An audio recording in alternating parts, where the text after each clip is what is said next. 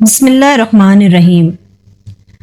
हज्जाज को अब्दुल मलिक ने मक्का, Medina, Taif और यमन का नायब मुकर्रर किया था और अपने भाई बशर की मौत के बाद उसे इराक भेज दिया, जहां से वो कूफा में दाखिल हुआ। इन इलाकों में 20 साल तक हज्जाज का अमल दखल रहा। उसने कूफा में बैठकर जबरदस्त फतवात हासिल की। उसके बाद मुसलमान मुजाहिदीन चीन तक पहुंच गए। हज्जाज बिन यूसुफ ने ही कुरान पाक पर एराब लगवाए। अल्लाह ताला ने उसे बड़ी फसाहत और बलागत और शुजात से नवाजा था। हज्जाज हाफिज़े कुरान था, शराब नोशी और बदकारी से बचता था। वो जहाद का धनी और फतुहात का हरीस था, मगर इसकी तमाम अच्छाइयों पर इसकी एक बुराई ने पर्दा डाल दिया था, और वो बुराई वो थी सईद बिन जुबैर का नाहक कत्ल। एक तरफ मूसा बिन नसैर और मोहम्मद बिन कासिम कुफार की गर्दनें उड़ा रहे थे, तो दूसरी तरफ हज्जाज खुद अल्लाह के बंदों, औलियाओं और उल्मा के खून से होली खेल रहा था।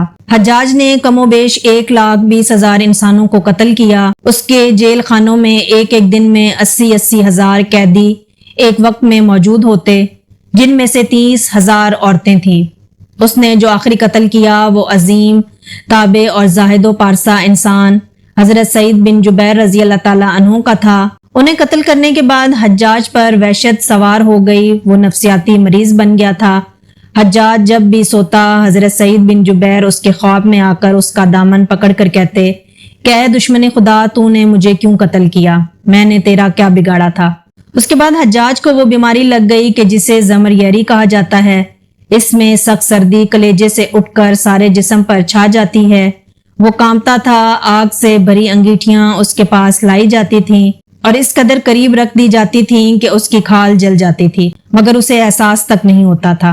हकीमों को दिखाने पर उन्होंने बताया कि पेट में सर्द है। एक तबीब ने गोश्त का टुकड़ा लिया और उसे धागे के साथ बांधकर हज्जाज के हलक में उतार दिया।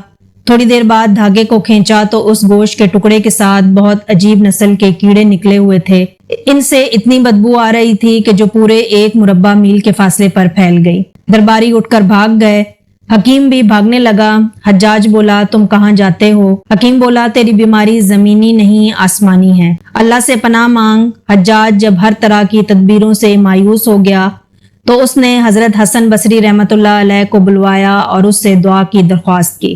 वो हज्जाज की हालत देखकर रो पड़े और फरमाने लगे कि मैंने तुझे मना किया था कि नेक बंदों के साथ छेड़छाड़ ना करना, इन पर जुल्म न करना, मगर तू बाज न आया। बयान किया जाता है कि हजरत सईद बिन जुबैर रज़ी अल्लाह ताला अन्हु के वफात के 40 दिन बाद ही हज्जाज की भी मौत हो गई थी। जब देखा कि बचने का इम्कान नहीं तो करीबी अजीजों को बुलाया, जो बड़ी कराहत के साथ हज्जाज के पास आए। वो बोला, मैं मर जाऊं तो जनाजा रात को पढ़ना और सुबह हो तो मेरी कब्र का निशान भी मिटा देना, कि लोग मुझे मरने के बाद कब्र में भी नहीं छोड़ेंगे। अगले दिन हज्जाज का पेट फट गया और उसकी मौत वाक़या हो गई। अल्लाह पाक जुल्म की रस्सी दराज जरूर करता है, लेकिन जब जालिम से हिसाब लेता है तो फरिश्ते भी खशियत इलाही से कांपते हैं।